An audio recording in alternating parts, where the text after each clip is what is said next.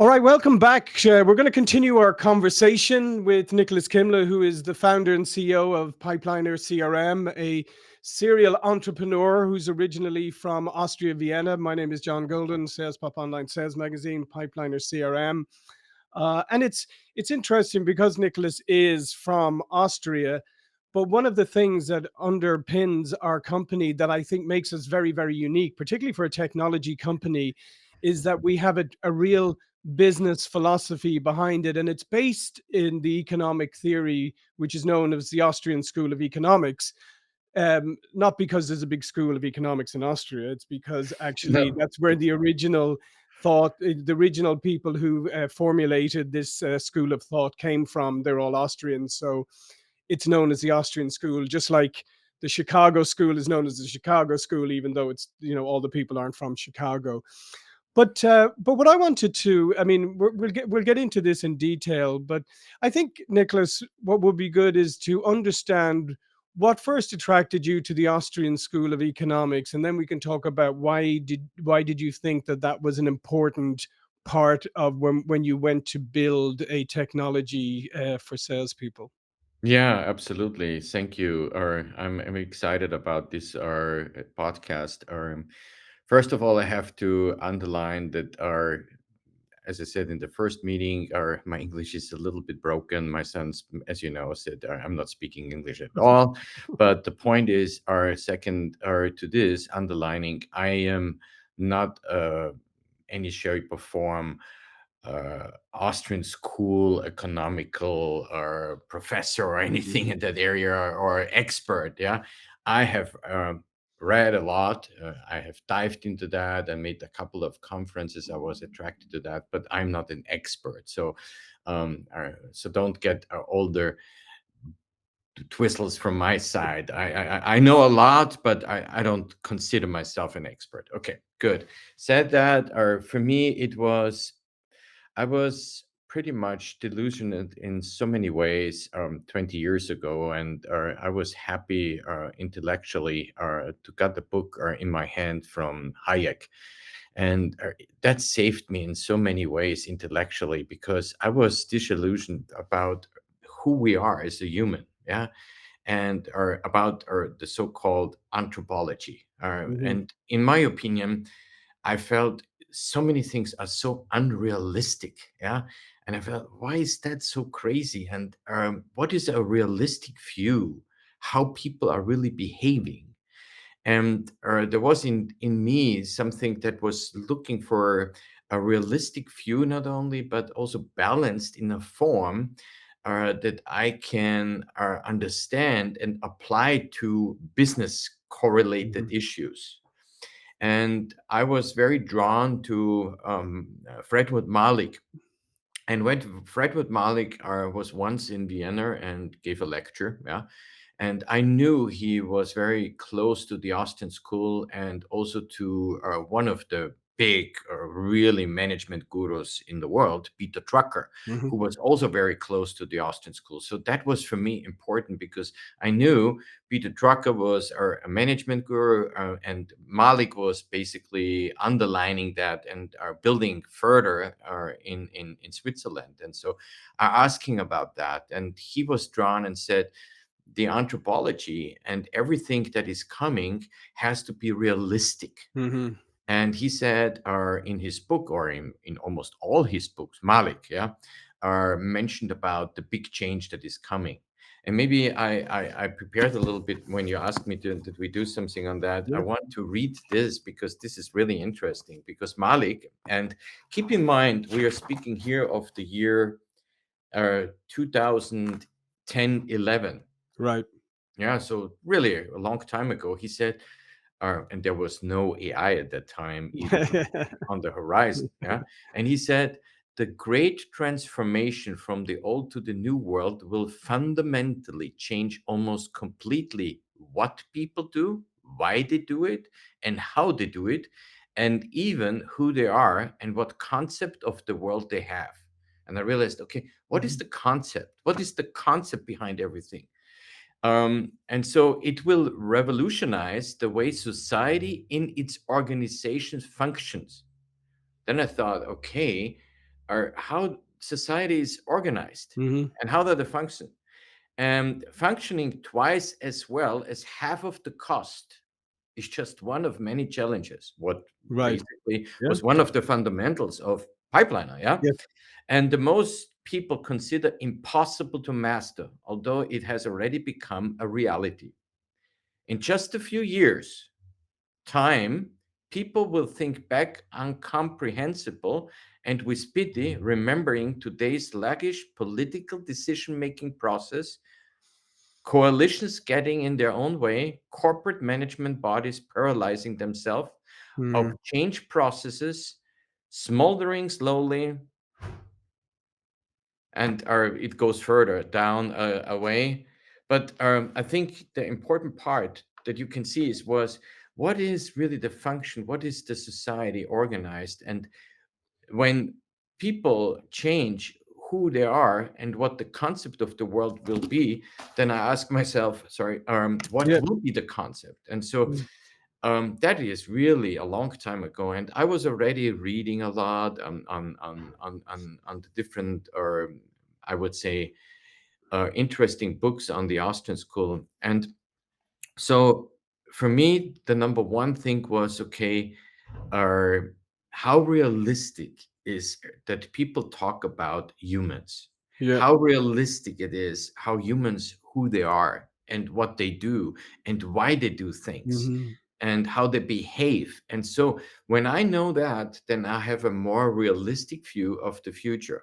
Yeah. Yeah. That was the beginning. That was the beginning. Yeah, yeah, no, and I remember myself. I'm reading *The Road to Serfdom* on planes when I was here early on, and but one of the things I think that's really key here is because neoclassical or classical economics, right, looks at the world and tries to put everything in boxes, right? So you have that concept of Homo economicus, right, where suddenly you're able to literally define a role, and they all act together in the same way.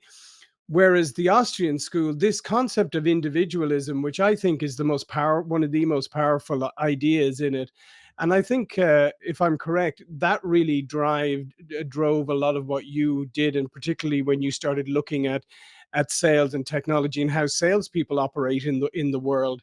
That they don't operate; they are individuals, they are entrepreneurs, and entrepreneurs underpin the whole Austrian approach to economics.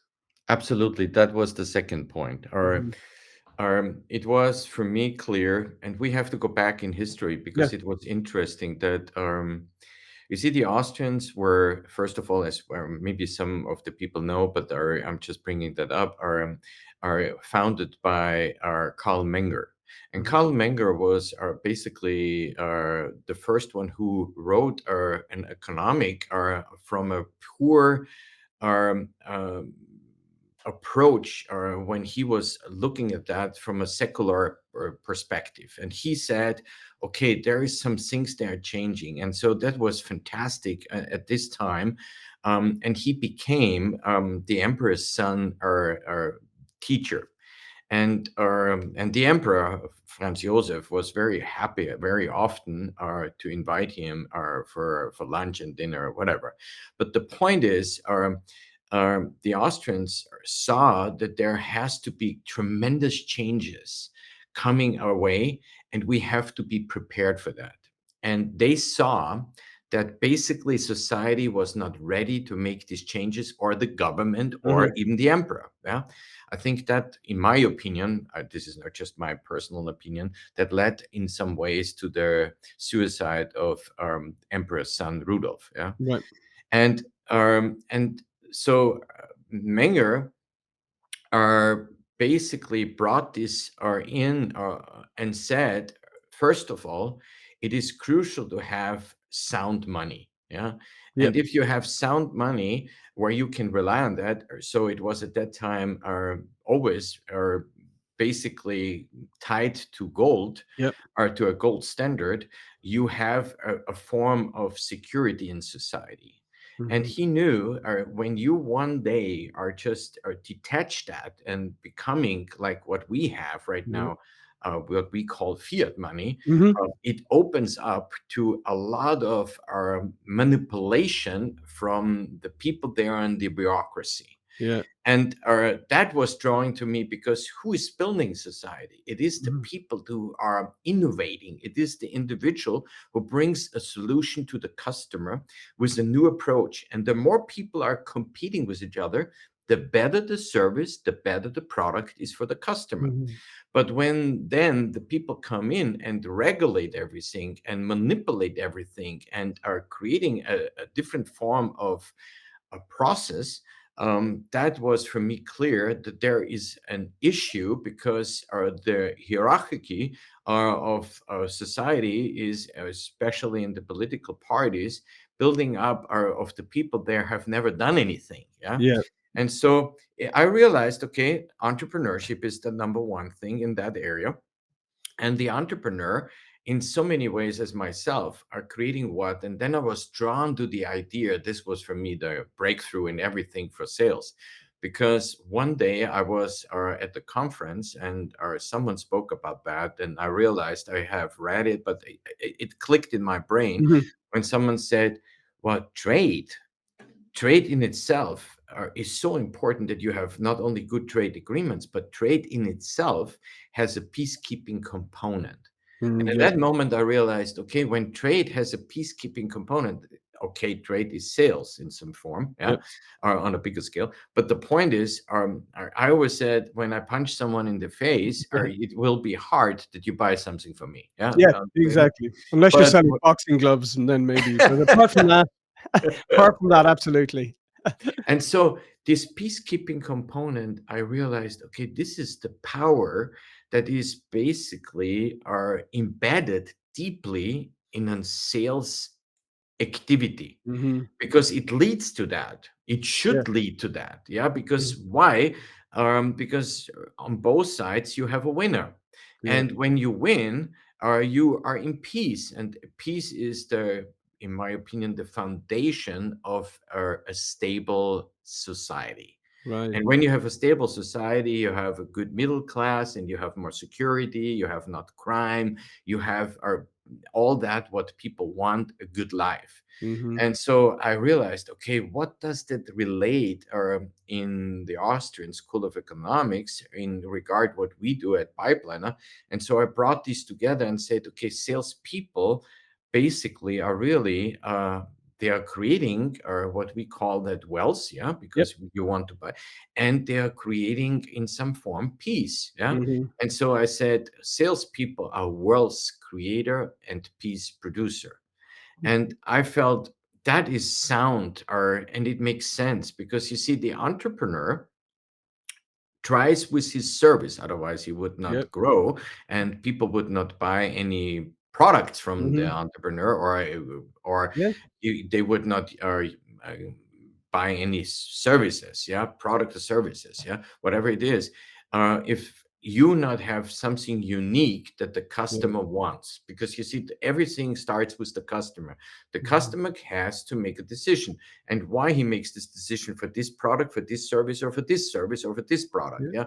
And so it turned out to be that you buy something, or you are making a decision for something that helps you as a customer, or that brings you a value that you're looking for. Yeah.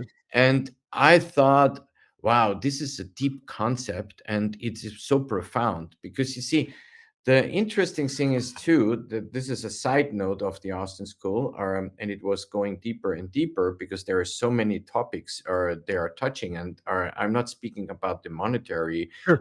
approach. I'm speaking of the realistic approach, what it is in that area, what is happening on a daily basis for people around us.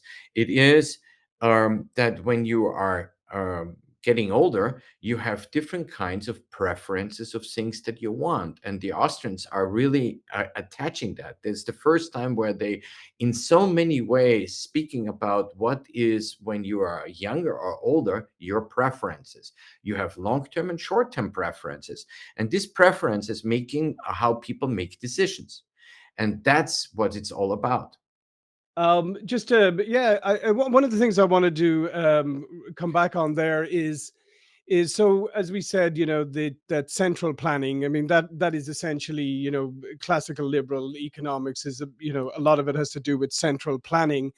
But what you talk about there about, the role of the individual and the salesperson and the entrepreneur, because let's face it, at the end of the day, I mean, you can take even recent examples. We have an influencer economy now. Who knew? Like people on Instagram making loads of money, right? That didn't exist. That wasn't something created by a government or created by a committee. That was something that somebody had an idea on, and somebody else thought, yes, there's value in this, therefore I'm going to pay you to do this because I'm getting value back from it. So it's those people who are creating the value, or creating the new jobs, the new roles, the new, and not the government. And I think that's the piece, as you said, that's the piece that's epitomized by salespeople, because even if they're in an organization, they're the ones who are being creative, and they're the ones who are finding opportunities with the customer, maybe even solving problems that the customer doesn't even know they have yet. Again, it's all creative, but this isn't something that a central committee can plan. Yeah, and I think there's a couple more things that are really for me critical from the Austrian School of Economics, because the Austrians are out of their deep embedded idea that trade has a peacekeeping component, and that was especially Ludwig von Mises, and he further developed basically a concept. And I like so much one of the books where he had a couple of lessons in Buenos Aires, and where he was Mhm. teaching at the universities, and he spoke about that. And then it dawned to me, it was like, wow, because when peace is the basis of prosperity, then what is the longer idea behind that? And he was talking about that the good idea at the long term will prevail. Mhm. And so, what are the good ideas? The good ideas, what he said in this, and this was really opening my heart, my mind, my brain in any shape or form. He said, we don't have hymns, we don't have uniforms, we don't have weapons, we don't have basically marching orders. The only thing what we have is the better idea. Mhm. And what is the better idea? And he formulated that, and he said, do not give in to evil, but proceed even more boldly against that with the good idea. Mhm. It comes from Virgil: tu ne sede malis sed contra audidentur ito, or Mhm. the Latin of that. So it's about boldly against, and we are should stand up and speaking against all the bullshit that is happening. And I think that is what the Austrians are also, because when when you want peace, you can prepare against war. Mhm. Absolutely. This is the concept of strength. Yeah. But on the other hand, you are a society that is creating prosperity. And where is Yeah. prosperity coming from? Prosperity is created by people. They have new ideas. Here comes in the concept Yeah. of the entrepreneurship, and building something that has a value to customer. And in that moment, I was hooked, and I knew, Mhm. okay, this is exactly what I want to build. Or it's a basic idea. And then you remember a couple of years ago when we were speaking about that, and we Yeah. were basically going deeper and deeper in this area and saying, okay, what does that mean to us? Why we do that?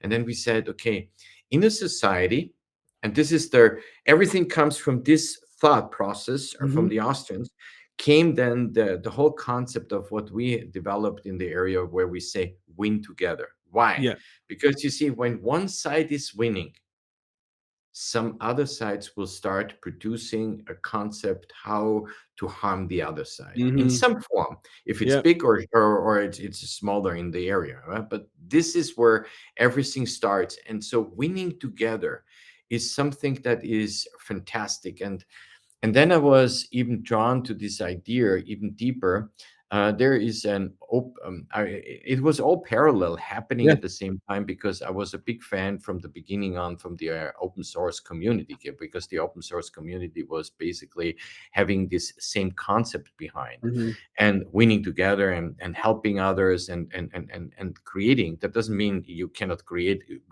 good business concept, Sure. because you see Steve Jobs, one of his major, I would say, in, best decision that he ever has done when they flanked him out from Apple, was that our Steve Jobs was our creating a company, if you remember, Next Computer. Yeah.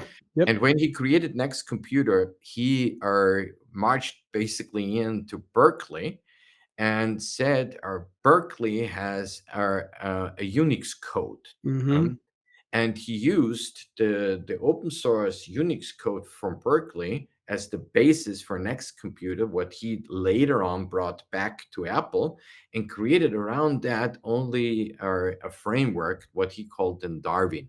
So the basis was open source. And in my opinion, here we have a concept that is so radical and so good. And so we use that for us in so many ways when we created our pipeliner from a conceptually point of view, that we have something that is our basic on this, our, I would say, theory built Yeah. on that, and it can grow. And then I found, or or not I found, or it's not correct, but we were just realizing we need different kinds of operating systems for our servers. And so one of the software systems that were out there and still out there is Ubuntu. Hmm. And when I read the story about Ubuntu, then I was drawn completely to the same concept, because you see, the point was Ubuntu, or the name Ubuntu, comes from an African tribe. And this African tribe, there was a sociologist, or John, and was basically investigating how this tribe is function, and he wanted to know more about this tribe. And so he created over many months a concept, and then he said finally he wanted to test his theory. And he brought a whole basket of wonderful things, and put it under a tree, about, let's say, a couple 200 meters away. And then he brought all the young people, 200 meters before the tree, and made a line in the sand, and said, whoever is the first one who reaches the magic basket, yeah, and touch it, Hmm. will be the winner, and he will have all the goods and the beautiful Yeah. things for the kids that were there. And so he gave the marching order and said 1, 2, 3, and go. And then he was so surprised, because all the kids of this our little town took their hands with each other, connecting together and marching together to the basket. And this is the word Ubuntu. And that Mm. moment clicked to me. Isn't that the Yeah. concept that we need in so many forms of this world? Yeah. And then I realized, okay, why is not happening? Because a small group of people in power telling us what we should do, and how we should live, and how we should orchestrate our own life, Hmm. instead of exactly the opposite. Let the entrepreneurs creating services and products that helps the individual, the community, the society. And there is these different kinds of concept. And so Yeah, I was because absolutely. as you said, the entrepreneur can't succeed without being a good citizen in the community and society, without building relationships with with people who are going to be their customers. So it's a force for good. By the way, I wish that Ubuntu story was taught to kids here at Halloween, because it's completely the opposite there. They just charge in and try and take everything.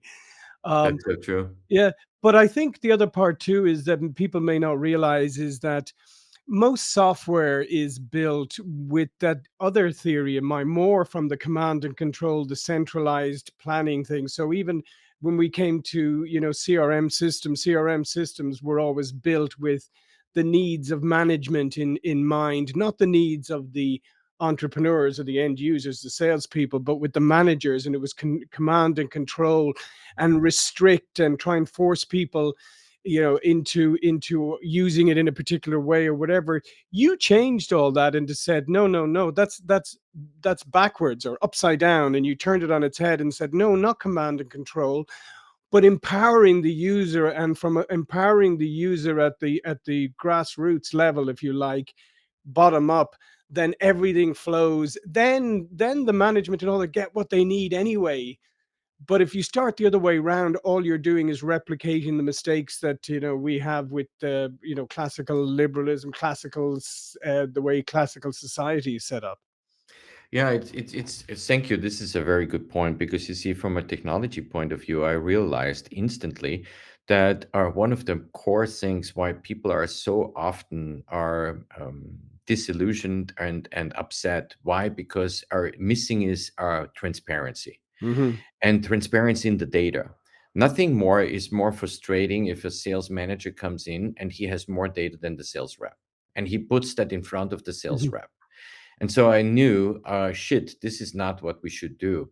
So we created the system button up, basically with all the things that are, every person sees the same, his own data. He sees not more or not less the data as the Hmm. sales manager. No, he can even manipulate the data for himself so Yeah. that he can control his outcome. And not only the outcome, he can control exactly what he can see or what he can manipulate and where he is standing. And so for that reason, the only thing what is different to the sales manager, that the sales manager sees the other people. Yeah, Yeah. that's Yeah. it. Yeah, Sure. that's clear. Yeah, Hmm. because you have to have your own responsibility. And so I knew, uh, when I want to push something like an idea, the number one thing, the driving force, is when people take control over their Hmm. own life. Yeah. And I want to help them to be responsible and not feeling entitled. No, exactly the opposite, are giving them a tool where they can help.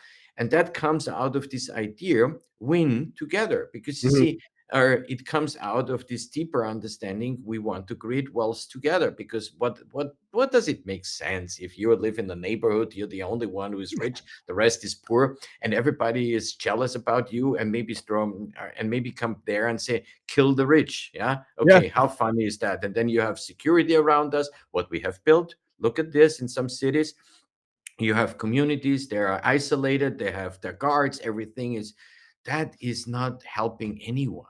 Yeah, this Hmm. is just ruining everything. So I realized, are, if we want to change and helping salespeople, the number one thing is giving them a concept that they can instantly create for themselves, to know where they stand, what they have to do, how they can instantly manipulate their own data, or even putting everything like, or how much our commission I'm getting out of that, what I have to do in this. And when the sales manager comes in, you see, here kicks in that moment, this is a win-win. Yeah. Here comes in, what should the sales manager do? He should not control him and push him and basically give him a hard time because he has not reached. He should have an instantly already more knowledge about that, Yep. and he knows exactly what he can help him, the guy or the person, yeah, in that area, what the sales rep needs on, maybe monitoring, maybe on coaching, maybe on encouragement, maybe on correction, but in that area to make him better. Hmm. And like you said there, I think the really important takeaway here is that it's not just about giving people just freedom and say go do whatever you want. You're saying we're giving you the freedom, in the context, let's say in the context of the salesperson, we're giving you the freedom to run your book of business, but with freedom comes responsibility, right? uh, Absolutely. and therefore you have to be accountable for your action. You've got to take complete accountability. And so it's not just a simple case of saying here you're free to go. It's a trade-off too. It's saying you're free to act entrepreneurially, but you have to take responsibility for what that means and the outcomes and all of that. And that's a much more, I mean, and if you think about it, that starts to raise the profile of the salesperson, because again, if we go back to the command and control thing, then we're treating salespeople like they're ants in a, they're just worker ants, doing this and that, instead of treating them like individuals. And maybe some of them will do things differently, but if they inherently take responsibility and accountability, then everybody should win, like we said. Yeah, absolutely. And you see, there were a couple of other theories are that I felt are really drawn. Or one is typical that maybe some people have heard about that, but they have never made the connection that comes from the Austrian School of Economics, was the sunk cost. Mhm. Think about that in a sales context. I have seen so many companies are very often put a lot of money and time and energy in an opportunity, and they just are drive that Yeah, and you know already, hey, this doesn't make sense, this is a dead opportunity, so don't draw la- basically good money after that. That means don't draw your best people maybe to maybe fly there or yeah, organize something big, events or whatever it is. So the sunk cost was one that was instantly helping me to understand, okay, there is sometimes where you have to say, okay, gone, yeah. done, over, dealt. Let's move on to something else. So many people, so many companies, so many sales managers, so many sales organizations driving here a lot of money into the wrong direction. Why? Because they hang on something that is, it will never be a real opportunity and it will never close. Yeah. Yeah. So you And have to set basically priorities. And the mhm. priorities, you can see that in the more that led me to bring in basically in the sales process all the possibility that you have the methodology embedded deeply in pipeliner instantly to reduce the risk factor, because the more you reduce the risk factor, the more you know that. Yeah, and what's really interesting about that as well is, on sunk cost, is because most companies don't even calculate the real cost of things, right? And I remember some years back we did this great white paper on hidden costs, like we used to call them the silent killers in an organization. And one of the questions we asked is, what destroys more homes in the US every year? Well, right now it's probably fire. Fire, unfortunately, is up there, but it's not fire or floods or whatever. It's termites. And the reason is that termites get into your house. You don't see them there. They're eating away. And one day your house falls down, right? So it happens Yeah. over a long period of time. It's the same thing with sunk cost and hit, that oftentimes, like, I'm chasing an opportunity and then I call up somebody in project management and I say, here, you wouldn't do a little extra work on this. I think I can get it home. All these things that aren't actually calculated or tracked by the organization, but they're costing it. So the sunk cost often turns out to be way, way bigger than you think. So that concept of knowing when to move on is such a critical one, and that's why that sunk cost concept is so important to organizations. It can make the difference between survival and going under. Oh, absolutely. This is another concept of the Austrians, or it Hmm. called opportunity cost. Yeah. I often ask our sales leader and sales manager about, do you know your opportunity cost? Where's the break even? Do you Yeah. know exactly where's the profit versus the opportunity cost? And if you don't know that, yeah, or if you just are, and you see our whole our SaaS industry has developed in so many ways in the wrong direction, because you see, it's about the focus, and see, here it comes in a beautiful concept that we are follow as pipeline are Hmm. really hard in that area. First, focus. Yeah, you have to focus first on the right industry, on the service that you want to bring as a new solution to the buyer. Yeah, Yeah. when you focus on that, you become more efficient. And efficiency is something that means you are knowing exactly what to do, and you do it better and better in the area where you focus. Yeah, and that leads, when you do that, to productivity, Hmm. because each person becomes more productive. Yeah, then you know, when the productivity kicks in, okay, what are my costs, what are by basically my profit in that area? Okay, I could invest a little bit more with the concept behind. also from the Austrians, that don't throw good money after bad Yeah. money. Yeah, don't do that because I have already invested in that. It doesn't work. I give you an Mhm. example from us, and you know how hard it is. Yeah, Sure. I very often, a little bit too long, but I've learned in the last couple of years to be fast in that area, to cut off some money flow that flows out of the company Sure. for doing some services. We had multiple companies that we thought they can help us with outbound calling. My goodness. So how long you are should do when there is no result to pay them further? Hmm. So much money, in my opinion, on the marketing side is spent Yeah. incorrectly. Yeah, Hmm. because they are not really are objectively looking what is the opportunity cost, what is Yeah. the sunk cost, what is the good money that I'm drawing. Yeah, I would agree. I think marketing is still an area that that gets a lot away with a lot of spending that doesn't have good ROI, or you can't track the ROI, as effectively as you should be. I think the other thing too, Nicholas, another component of the Austrian school is that we're not saying that all of this is easy, right? We're not saying that all of this is, you just adopt this. It recognizes that uncertainty and risk are key components of entrepreneurialism, of business, and that you often have to operate without all the facts, right? With the limited amount of knowledge, and that's where the creativity really comes in. Oh, absolutely. Yeah, you see, but there you have to create a culture, because you see, deep inside, I believe that everyone has something to contribute. Hmm. I believe that. Yeah, everyone has something to contribute. I have to create an environment where people can contribute. I'm not expecting that everyone takes the same risk as a real entrepreneur. I know that. I believe Hmm. that. Yeah, Yeah. but I think on the sales side, therefore coined the term. I say salespeople are salespreneurs because they are an entrepreneur in an enterprise, Hmm. and so they are. As an entrepreneur, you always go a little bit in that area how we can make the service better.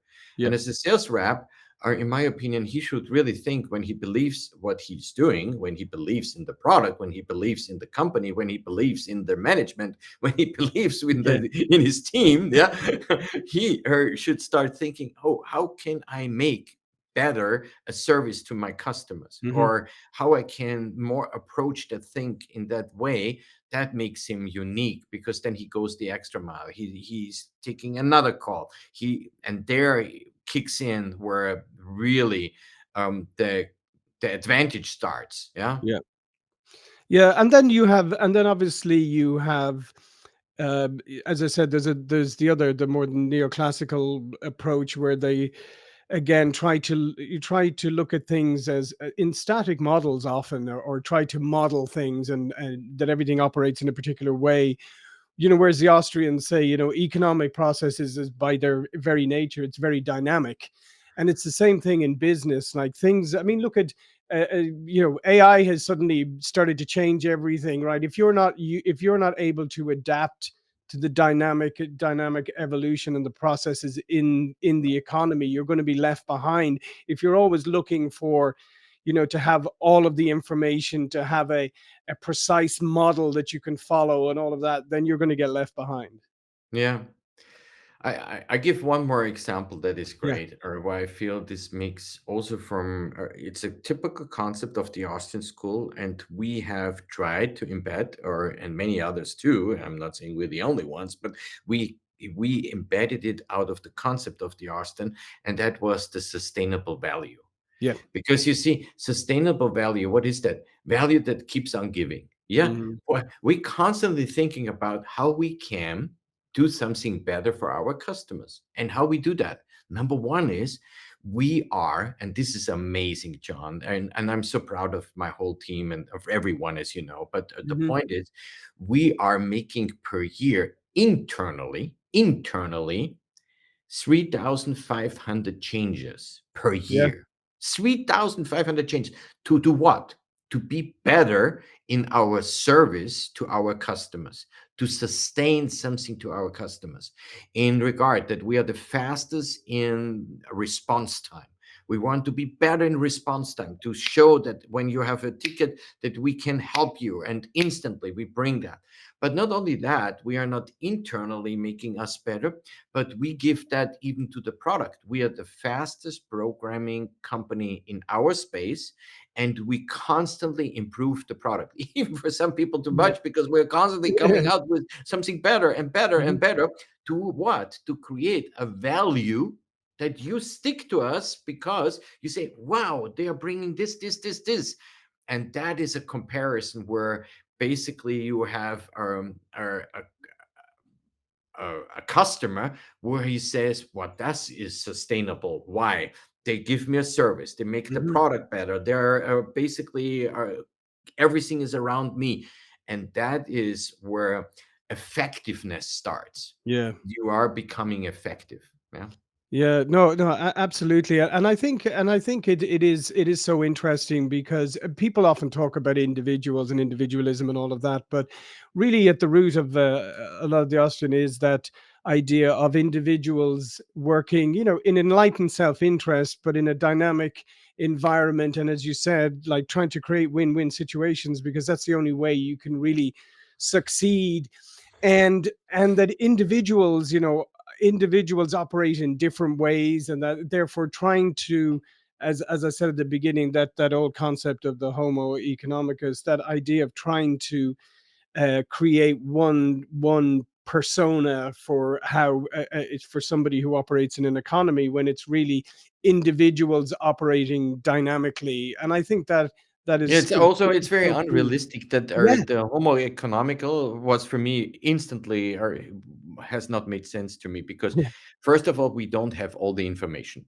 Hmm. Who has all the information? Yeah, Yep. nobody has all the information. And how I could understand that are one that I know how people Yep. predictable behave in the future. That is Yeah. nonsense. We Yeah. see that right now, not to be political, but one person, especially the president today, is changing everything in the Yeah. world. Yeah. So how Yeah. is that predictable? We Yeah. don't know Yeah. what is tomorrow. Yeah. It's good for bad, yeah, so we don't know. And I feel it shows humans are not predictable. But this is the Mhm. good news. We can Yeah. change something for good. I feel, and this is the Austrian school, make it for the society. Why? We want to create prosperity. Where's prosperity coming from? Oh, when I go out and kick you in the ass? Yeah. No, definitely Yeah. not. Yeah. So Yeah. prosperity comes when I create a value. And Mhm. there is enough room to create value in our society. There is so many things that are not good. Come on, there are Yeah. so many processes. I hate that, for instance, when I'm traveling, waiting always off my luggage. Why not someone comes out with a new idea how the luggage could be faster Yeah. delivered, maybe exactly to my home and whatever. Yeah, Yeah. it's a hassle, isn't it? Yep. You are fast or at the baggage claim, and then you wait for an And then you hour, wait. and And if then you're you don't know. lucky and if you're lucky, you get an announcement 2 hours later. Exactly, and then you are lucky if you today get your luggage If you because get so your much luggage. luggage is lost. Yeah, so Yeah. why not create for this kind? Because there is a lot of people traveling around the world. Mhm. And recently, I was in Europe, and I was in my hometown in Vienna, and my luggage was not there. So I was standing there, and I couldn't believe. And I called the call center.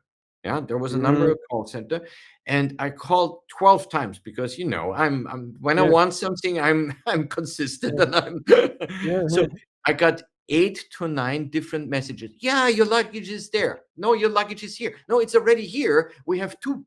All of that were a lie. Yeah. I Yeah. Yeah. finally got the head guy, the manager, and he said, "No, your luggage is not anywhere. It is sitting there and waiting for the next flight to Vienna." Yeah. So why not to make services better for the people? And you see, one person can change everything, and we see that in so many ways. Um, when you have a good service, how people are flocking to that and they like it, and I think that's the future. Yeah. And put air tags in your luggage going forward. That way you'll always know where it is. I know I will do that. Yeah, That's and just on that, just on the closing note, just on because that's a great example of when you're not operating from a win-win mindset, you're operating from a mindset of how do I create processes that work for me as the vendor, not for you as the customer. And then you get into the situation where you're basically running around trying to avoid the customer, trying to avoid giving them the information, because at the end of the day, you have built a process that does not take them into account, and you're not coming at it from that win-win. You're not sitting there on the other end of the phone going, oh my goodness, his luggage is lost. He's obviously like distraught, which you would be. I mean, it's nothing more upsetting, especially if you're going on a vacation or something. We need to track this down. We need to have some way of tracking this down immediately and reassuring you that we're looking after it. But that's not the mindset. But if you adopt an entrepreneur mindset, then you would say, well, I want Nicholas to be my customer on this airline for the rest of his life. I don't want him to fly with anybody else. Therefore, I'm going to make sure that we both win here and he has a great experience. Exactly.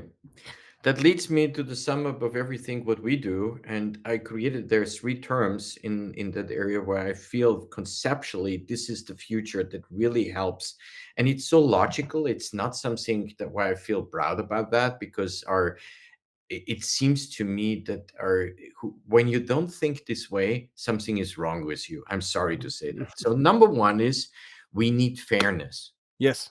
We need fairness. And when something is fair, people are automatically have a different behavior. Yeah. When something is fair, the behavior starts, okay, this is fair. People understand there is problem, but when it's fair handled, and it's in everything that comes and sums up that area. The second thing, in my opinion, is about what is so crucial in life and what is crucial for us as a company and what we want crucial for our customers is they should have a joyful experience. Yeah. Joyful in that area when they Yeah. buy Pipeliner, when they use Pipeliner, when they talk to us, when they are interact with us. It should be joyful. Why? Because you see, nobody wants to hang around people that are miserable. I don't have not seen so many people that are happy about miserable people. And joy is deeper. It's not about a feeling in that area. Oh, I'm today. It's a deep insight that I make a decision about. Okay, I am joyful about. I can do something against when I feel miserable. Why? Yeah. Because I can change something. So Yeah. this joy, yeah.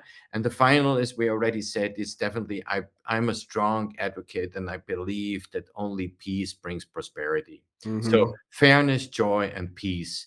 If that you bring into the corporate of your company, in the product, in your services, in all of the things you do, you will do what? You will prosper. And Yeah. when you prosper, you can more buy things, you can have a better life. Your employees will be happy, and I think that is a concept that you can control, and you should do that on an individual basis. Yeah, and I mean, what simple concepts at the end of the day is like peace, fairness. I mean, it's they're so simple. Who doesn't want peace and fairness, and who doesn't want to thrive and live in a joyful way? Why shouldn't things be joyful and enjoyable? I mean, that's such a crazy concept, which I'm glad you have addressed. It's such a crazy concept that somehow in life and business, any transactions, that it should be confrontational, it should be conflict. You should walk away going, did I get the better of this deal or not? And instead of going, hey, I didn't get everything I wanted, neither did they, but we're both happy. We both walk away, shake hands. We're happy. We go on. Life is great, and we're going to do business together in the future. And it's so simple. However, I always do make that caveat that simple doesn't mean easy, but they're simple concepts if Okay, people grasp them. I give a final good example Mhm. where this mindset was really changing everything. So I knew some of our customers had an advantage in the pricing, and Mhm. they knew, and we knew. Yeah, it was so far away from the pricing it should be that we knew we have to bring it up. So Mhm. we spoke with them, and I realized if I push them from one year to another instantly Sure. to the normal pricing where it should be, they would be devastated. So we came up with a concept in discussing that what would be a fair if they commit and we commit. And Mhm. so we agreed on both ways that we have a yearly increase in a way that it's not only inflational like a CPI index. No, it was Mhm. really fair on both sides where we Mhm. say, okay, and we made a multi-year contract with that. Mhm. They were so astonished that we have even that in our mind, that they were so thankful and both sides were winning. Yeah. And I think, you see, out of this fairness today, there is not a discussion on that. And I think they admire our service, they admire how we do that, and they were drawn to us because they said, wow, this is really different. And now it starts that this is creating other opportunities. And I think that is important. Mhm. We have to think long term, not Yeah. short term. You always meet twice, as I said, in life. Yeah. Yeah. So don't burn the bridges. Think about peace, Yeah. think about joy, think about fairness, and you will have a more relaxed and good life. Yeah, perfect. I'm not even going to sum up because I think that's a perfect summary on this. So thanks again, Nicholas, and we'll pick up the conversation again next week. Yes. Have a great week. Yeah, you too.